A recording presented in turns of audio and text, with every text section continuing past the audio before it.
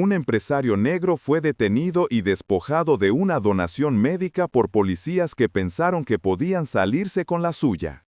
Lo eligieron por su color de piel, su coche caro y la hora, parte de un sistema dirigido por un capitán que cazaba como quien hace cuentas. Pero Marcus Reed no era cualquier civil, fue comandante en Delta Force y sabía cómo tender una trampa sin dejar huellas. Y escuchen bien cómo esa noche de abuso terminó con agentes esposados, un sistema expuesto y la justicia brillando bajo luz ultravioleta. Eran las 10:43 de la noche.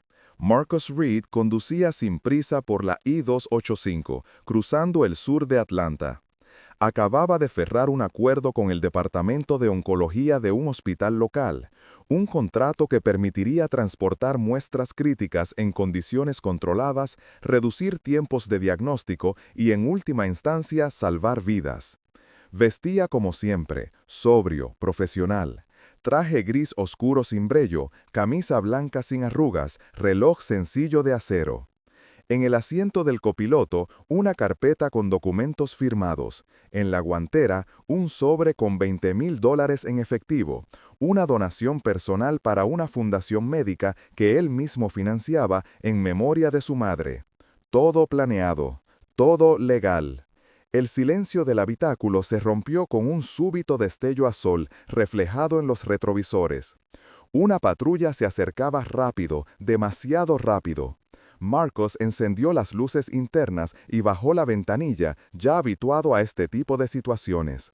Detuvo el vehículo con suavidad en el arcén, activó el intermitente y colocó las manos sobre el volante bien visibles. La patrulla se detuvo detrás. Dos oficiales descendieron de inmediato. El sargento Connor Hale se acercó por el lado del conductor. Blanco, mandíbula cuadrada, expresión rígida y una sonrisa que parecía memorizada. Brian Dwyer se posicionó a la derecha junto al maletero. Un tercero, el más joven, Eric Mullins, se mantenía a unos metros de distancia, junto a la puerta del copiloto, con la mano apoyada en el cinturón táctico. «Licencia y registro», dijo Hale sin preámbulos. Marcus obedeció en silencio. No hizo preguntas, no reclamó. Sabía que las palabras mal ubicadas, incluso las correctas, podían ser mal interpretadas a esa hora y en ese contexto. Hale recibió los documentos, los observó un instante y asintió con la cabeza. «¿A qué se dedica, señor Reed?» «Logística médica. Trabajo con hospitales», respondió Marcus con tono neutro. «¿Ha consumido algo esta noche?» La pregunta era absurda, fuera de lugar, pero Marcus no reaccionó. No. Fue entonces cuando Dwyer intervino, alzando ligeramente la voz desde el otro lado del vehículo. «Huele a marihuana», dijo, mirando a Hale con complicidad apenas disimulada. Marcus parpadeó, incrédulo. Aquello no era solo falso, era ilógico. Pero antes de que pudiera replicar, Hale ya había cambiado el tono. «Señor Reed, necesito que salga del vehículo por seguridad». Sin explicación adicional, Hale le indicó que pusiera las manos sobre el coche. Marcus no opuso resistencia. Mientras lo cachaban sin causa aparente, Dwyer abrió la puerta del copiloto sin permiso, revisó la guantera y extrajo el sobre con el efectivo. Lo abrió, sin guantes, sin testigos, sin documentar nada. «¿Qué es esto?», preguntó con falsa sorpresa. «Una donación para una fundación médica, lo puedo demostrar». «Esto es un posible indicio de actividad irregular. Procederemos al decomiso preventivo conforme al código estatal», intervino Hale, tomando el sobre y colocándolo en una bolsa sin sello, sin etiqueta, sin fotografía. Marcus intentó hablar, quiso protestar, explicar, al menos preguntar el motivo legal del registro, pero no alcanzó a terminar la frase. Una mano lo empujó con brusquedad contra el capó. El metal frío le presionó el pecho. No hubo insultos, no hubo amenazas abiertas, solo una violencia silenciosa, estructurada, ejecutada con el tipo de calma que revela hábito. Mullins no se movió. Observaba pero no intervenía. Sus labios apretados traicionaban una incomodidad evidente, pero sus pies permanecieron clavados al suelo. Cuando todo terminó, Hale escribió una multa de tráfico por luces traseras defectuosas. No había reporte del efectivo, ni constancia del decomiso, ni copia de la supuesta sospecha de narcóticos. Las cámaras corporales, según dirían después, no estaban funcionando por fallas técnicas. La patrulla se alejó sin más. El sobre con la donación desapareció en la oscuridad, al igual que la posibilidad de demostrar en ese momento que todo había sido una excusa. Marcus permaneció unos minutos al borde de la carretera, solo. El ruido del motor oficial aún resonaba en su mente. No sentía miedo, tampoco rabia. Lo que sintió fue algo más preciso, una ruptura. No era la primera vez que lo detenían sin motivo, pero era la primera vez que alguien le robaba mirándolo a los ojos y con una placa en el pecho. Y eso, para alguien como él, era más que una afrenta. Era una declaración de guerra. No eran monstruos, no llevaban máscaras ni actuaban fuera del sistema. No se escondían en callejones oscuros, ni hablaban en clave por teléfono. Eran policías. Oficiales con uniforme bien planchado, placas visibles y hojas de servicio aceptables. Eran parte de ese tipo de estructura que no necesita romper la ley para doblegarla, solo basta con torcerla en silencio. El sargento Connor Hale, por ejemplo, no gritaba, hablaba poco y con autoridad. Había pasado más de 10 años en el departamento y conocía todos los recovecos del sistema de decomisos civiles. Lo que nadie sabía, salvo quizá el capitán Weller, era que tenía 3 hipotecas abiertas en distintas zonas del condado y que había puesto, bajo el nombre de un cuñado, una pequeña empresa de remolques que, casualmente, trabajaba en contrato directo con el depósito municipal. Cada vehículo incautado en operativos nocturnos terminaba en ese depósito. Cada noche, las cifras cerraban. Brian Dwyer, en cambio, tenía otro perfil. Hijo de un oficial retirado, entró a la academia con la ambición de ser detective. Durante años se mantuvo limpio, pero tras perder un ascenso frente a un compañero con menos antigüedad y tras una sanción administrativa por un error menor que no fue suyo, algo cambió. Dwyer descubrió en los decomisos un lenguaje paralelo, el del castigo útil. En su mente, cada registro sin causa era una forma de equilibrar la balanza. Si el sistema no lo valoraba, entonces él lo usaría a su favor. Cínico, eficiente, peligroso. Y luego estaba Eric Mullins, 24 años, el más joven del grupo. Graduado con esfuerzo, cargando una deuda estudiantil que lo asfixiaba y con una madre que necesitaba medicamentos que el seguro no cubría. Cuando Hale le ofreció unirse a la patrulla nocturna, le pareció una oportunidad. Las primeras semanas todo parecía normal, hasta que comenzaron los registros sin razón, las bolsas sin etiquetar, las cámaras que fallaban. Mullins no tenía la malicia de sus compañeros, pero tampoco el coraje para romper la cadena. Se decía a sí mismo que no era su responsabilidad, que no era él quien tocaba el dinero, que solo estaba mirando. El sistema tenía un nombre, Capitán Randall Weller, el arquitecto, ex militar, disciplinado, cordial, inmaculado en los informes. Era él quien había educado a Hale y a Dwyer en el uso de las estadísticas como arma. No buscaban sospechosos, buscaban perfiles. Vehículos de lujo, conducidos por personas solas, sin testigos, preferiblemente hombres, preferiblemente de color, preferiblemente tarde. No eran reglas escritas, eran lecciones implícitas. Anticipación operativa, lo llamaba Weller, estadística aplicada. La patrulla que detuvo a Marcus no actuó por azar. Lo eligieron por su vehículo, por su horario, por su silencio. No sabían su nombre, no sabían su historia, solo vieron una oportunidad más. Pero esa vez, el perfil jugó en su contra. Marcus Reed no era un donante ocasional ni un empresario accidental. Su empresa de logística médica era una de las pocas en el estado con autorización para transportar muestras genéticas de alta sensibilidad. Había recibido premios por eficiencia operativa y trabajado con equipos de respuesta en zonas críticas durante la pandemia. Pero eso era solo su presente.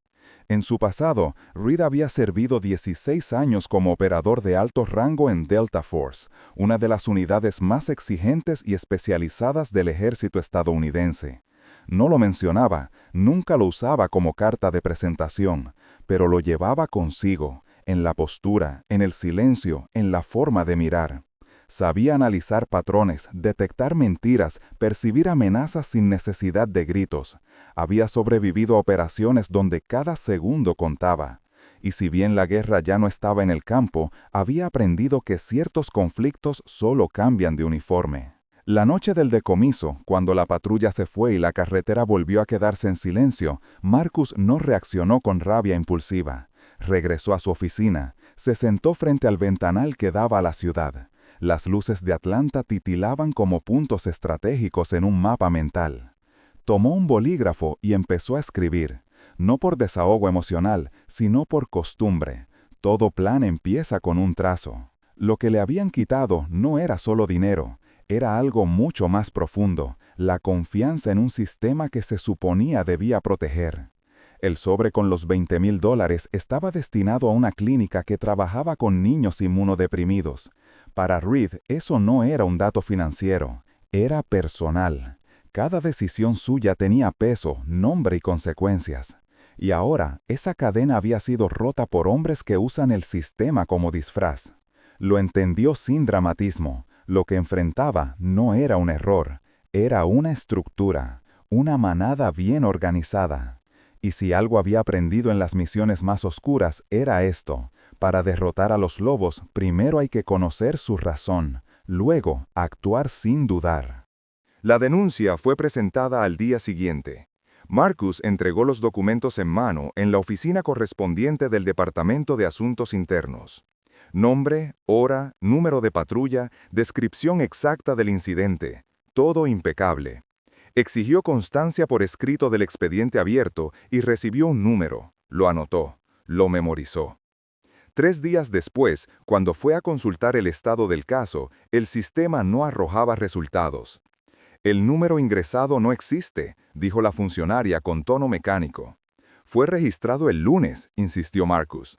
«No aparece. Quizás fue error de sistema. Intente de nuevo en unas semanas». Ahí lo entendió. El silencio no era negligencia, era advertencia. Lo estaban ignorando a propósito. La cadena de mando no era neutral, estaba comprometida. Volvió a su despacho y guardó los papeles en una carpeta sin etiquetas. La siguiente carpeta que abrió no era legal ni administrativa, era mental. Una que no usaba desde hacía años, la que decía acciones encubiertas, sin margen de error. Ya no vestía uniforme, ya no respondía a ningún escuadrón, pero el entrenamiento no se pierde, solo duerme. Marcus activó su antigua red, no toda, solo los contactos que todavía le debían favores. El primero fue un mensaje cifrado, el segundo, una llamada de 2 minutos. El tercero, un encuentro discreto en una biblioteca universitaria con Avery Cole, ex compañera de unidad y ahora investigadora federal. Ella lo miró como se mira a alguien que uno preferiría no volver a ver en acción. «No hagas locuras, Marcus. Si vas a hacer algo, hazlo bien». «Lo haré. Quiero pruebas limpias, grabaciones, dinero marcado, sin violencia. No prometo métodos, prometo resultados». El primer paso fue entender el flujo. Contrató un servicio externo para rastrear las grúas utilizadas por el departamento. Instaló discretamente 2 dispositivos GPS en vehículos vinculados al depósito municipal de Hapesville. En menos de 2 semanas detectó un patrón. Algunos vehículos, en lugar de ir directamente al depósito, hacían una parada intermedia en una nave industrial sin logos ni vigilancia visible. Solo una luz tenue y cámaras sin señal activa. Eso no era depósito, era almacén de paso, o, en términos de operaciones especiales, zona gris. Compró billetes por valor de $50,000. Cada uno fue marcado con tinta invisible sensible a rayos UV. Registró sus números de serie, cada maletín fue pesado. El interior forrado con microfibras para evitar roces y alteraciones. Insertó un rastreador satelital del tamaño de una moneda de 5 centavos, dentro del acolchado, y luego preparó el cebo. Antes de activarlo, necesitaba saber cuán roto estaba el eslabón más débil. Citó a Eric Mullins en un café de turno nocturno, en un barrio donde nadie hacía preguntas. El joven llegó tarde, con las ojeras pronunciadas y el uniforme sin lavar. No ordenó nada, se sentó al borde de la silla. Marcus no habló de inmediato, observó, esperó el primer tic nervioso. Luego habló. ¿Cuántas veces más? Mullins bajó la mirada. Sus labios se movieron antes de que saliera sonido. Yo no puedo perder este trabajo. Mi mamá está...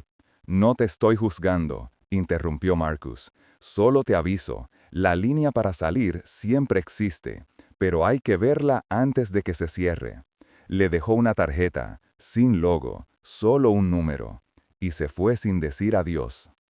El día elegido era miércoles. Cielo despejado, tráfico denso y una noticia reciente que ocupaba las portadas. Fondos desaparecidos del Departamento de Salud. La ciudad no miraba las patrullas, miraba hacia otro lado. Marcus alquiló una furgoneta con rótulos médicos, plasma refrigerado, do not delay. En su interior, cajas selladas con etiquetas de laboratorio y en el centro un maletín negro con el dinero marcado. Las cajas estaban llenas de hielo seco y frascos vacíos. Todo tenía apariencia legítima. Todo respiraba urgencia y legalidad. Luego envió un mensaje anónimo desde una red protegida. Destinatario, un conocido del entorno de Dwyer. Contenido.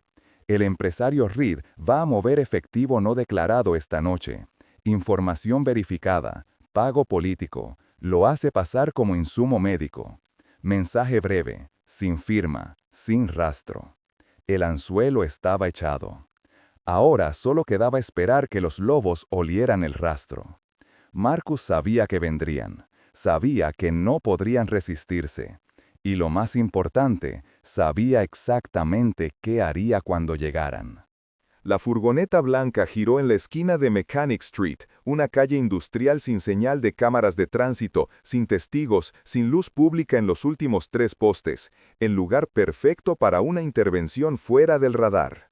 La patrulla de Hale ya estaba ahí. Había anticipado el movimiento gracias al mensaje anónimo. Nadie preguntó de dónde venía la información, no importaba. Si olía a dinero, era suficiente. Dwyer activó las luces de emergencia y bloqueó el paso. Mullins descendió en silencio, siguiendo el protocolo aprendido. Hale se acercó al conductor, un empleado subcontratado que no tenía idea de lo que transportaba, y aplicó la fórmula habitual. Revisión por actividad sospechosa, posible contenido irregular, cooperación recomendada. Abrieron la parte trasera del vehículo. El maletín estaba ahí, exactamente como se había anticipado, negro, limpio, con el peso justo para no despertar dudas ni parecer trampa. Hale lo tomó con decisión. No revisó el contenido de inmediato, sabía que eso vendría después, en el lugar donde podían abrir sin ojos ajenos. Lo que ignoraban era que los ojos ya estaban sobre ellos. A 200 pies de altura, un dron civil modificado flotaba en modo silencioso, equipado con zoom térmico, lente 4K estabilizada y micrófono direccional. No transmitía una memoria local, alimentaba directamente una nube cifrada donde Avery Cole observaba desde un centro de operaciones improvisado a varios kilómetros de distancia. Todo se grababa, todo se verificaba, todo tenía sello de tiempo. La patrulla no fue al depósito oficial, siguió la ruta habitual de los especiales, un desvío discreto hacia el polígono industrial de Happeville hasta un almacén gris sin insignias, con ventanas selladas y puertas reforzadas. Ahí esperaban. El dron descendió 20 pies más para obtener visibilidad lateral. A las 22:48, Randall Weller llegó en una camioneta negra sin matrícula frontal. Descendió sin prisa, se acercó al maletín como quien va por lo suyo. «Cuéntenlo», ordenó, sin rodeos. Hale lo abrió. Todo parecía normal, hasta que encendieron la lámpara UV portátil para verificar autenticidad. Fue entonces cuando ocurrió lo inesperado. Cada billete mostró un sello invisible, fecha, hora, código de operación, número de serie. Las esquinas brillaban con marcas idénticas, y lo más comprometedor, las manos de Hale estaban completamente iluminadas por la tinta especial que se había transferido al contacto. Dwyer soltó una risa nerviosa. ¿Y esto qué? Mullins no dijo nada, tragó saliva. Su vista se movía entre el maletín y la salida de emergencia. Y en ese momento, una voz retumbó desde el techo. Siempre supe que volver al trabajo significaba volver a mirar a hombres armados a los ojos. La voz del dron proyectó el eco en el almacén cerrado como si viniera desde todos los ángulos a la vez. Weller reaccionó de inmediato, levantó el arma. Su instinto era claro: si todo se derrumba, eliminar al testigo. Pero fue más rápido el ruido de las chapas al caer. Puertas traseras reventadas, pasos, voces, linternas. Avery entró al frente, chaleco táctico, placa visible, voz afilada. Detrás de ella 4 agentes con escudos, 2 más con cámaras móviles. En segundos, el espacio dejó de ser refugio para convertirse en evidencia. La reacción fue instantánea. Hale giró hacia Dwyer, Dwyer hacia la salida. Pero el verdadero colapso llegó cuando Hale, desbordado por el miedo, apuntó su arma no hacia Reed ni hacia los agentes, sino hacia Mullins. «No digas nada», gritó, desesperado. La escena se congeló por una fracción de segundo. Todos vieron el arma, todos vieron al joven. Y entonces Marcus habló de nuevo, no desde el dron, desde el suelo, en persona, caminando desde la sombra, con paso firme. El operador había vuelto. «Baja el arma», rugió, con una autoridad que no se aprende en academias. Era la voz de quien ha dirigido operaciones en zonas sin margen de error, de quien sabe que un disparo puede cambiarlo todo. Hale dudó, su pulso era una cuerda tensa. Mullins respiraba rápido, la pistola en su mano temblaba, y luego, en un acto inesperado, la soltó al suelo. Silencio. Y después, con la voz quebrada, dijo lo que nadie esperaba oír. «El capitán nos elegía por color, por coche, por hora. Todo está en su teléfono, todo». Nadie se movió. Las palabras no eran solo una confesión, eran una fractura en la estructura, la traición a la cadena corrupta, la primera lealtad real. Weller bajó el arma. Dwyer intentó correr, pero ya era tarde. Los federales se abalanzaron. Reed no se inmutó, solo cerró los ojos un instante. No por paz, por precisión. La trampa había funcionado. La mentira había caído. Las pruebas eran incontestables. El caso no admitía dobles lecturas, ni manipulación de titulares, ni borrado accidental de archivos. Había grabación continua del dron, con audio y metadatos sincronizados. Había rastros satelitales que mostraban el desvío ilegal de vehículos. Los billetes marcados con tinta invisible coincidían en número de serie y trazabilidad. El rastreador insertado en el maletín reveló cada movimiento desde el punto de origen hasta el almacén. Y sobre todo, estaba el teléfono de Randall Weller. Eric lo abrió bajo orden judicial. Lo que encontró no era solo incriminatorio, era un mapa completo del esquema. Listas de objetivos probables segmentados por zonas, horarios, tipo de vehículo, color de piel, nivel socioeconómico estimado. Junto a cada nombre, una columna, valor estimado, nivel de riesgo, frecuencia ideal. No eran operativos policiales, eran cazas premeditadas, planificadas con la frialdad de un algoritmo. La fiscalía no pudo mirar hacia otro lado, tampoco quiso. La presión mediática fue inmediata, impulsada por las imágenes virales, la tinta fluorescente en las manos de Hale, símbolo involuntario de una red descubierta en vivo. El juicio fue rápido. Weller, Hale y Dwyer enfrentaron múltiples cargos: abuso de autoridad, manipulación de evidencia, extorsión sistemática, asociación ilícita. Eric Mullins, por su parte, aceptó colaborar. Declaró bajo juramento, entregó correos, transcripciones, capturas de pantalla. Su confesión, aunque tardía, fue fundamental para desmontar la cadena. En el tribunal evitó justificar sus actos, no pidió perdón de forma vacía, solo dijo: «Estuve ciego y cobarde, pero me negué a disparar. Al menos eso me queda». El tribunal le otorgó reducción de pena, recibió sanciones administrativas y quedó inhabilitado para ejercer como oficial. Para algunos fue poco, para otros fue justo. Para Reed fue suficiente, porque lo esencial había ocurrido. El muro se agrietó desde dentro. Marcus Reed no buscaba venganza, no vestía el caso como cruzada personal. Cuando testificó ante el jurado, no elevó la voz, no dramatizó. Habló como lo hacía en reuniones de operaciones críticas, con calma, con precisión, con datos.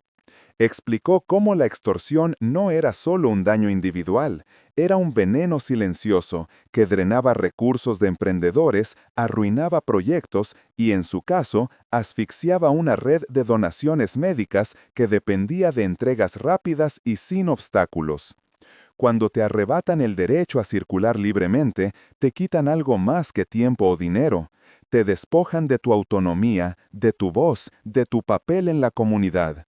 Y si el agresor lleva uniforme, el golpe es más profundo, porque el que debía protegerte te marcó como blanco. El tribunal no tuvo objeciones. Reed ganó la demanda civil. El Estado reconoció la responsabilidad. La indemnización fue significativa, pero no se convirtió en riqueza personal. Marcus destinó el 75% del monto a la creación de un fondo independiente para conductores vulnerables, asesoría legal gratuita, instalación de cámaras interiores, educación comunitaria sobre derechos constitucionales y apoyo a microempresas afectadas por decomisos indebidos. El resto lo reinvirtió en su red de transporte médico, no para crecer, sino para blindar. Una semana después del veredicto, en una azotea del centro de Atlanta, Avery Cole se reunió con él. Miraron juntos el atardecer, sin hablar mucho. Ella fue la primera en romper el silencio. ¿Lo disfrutaste?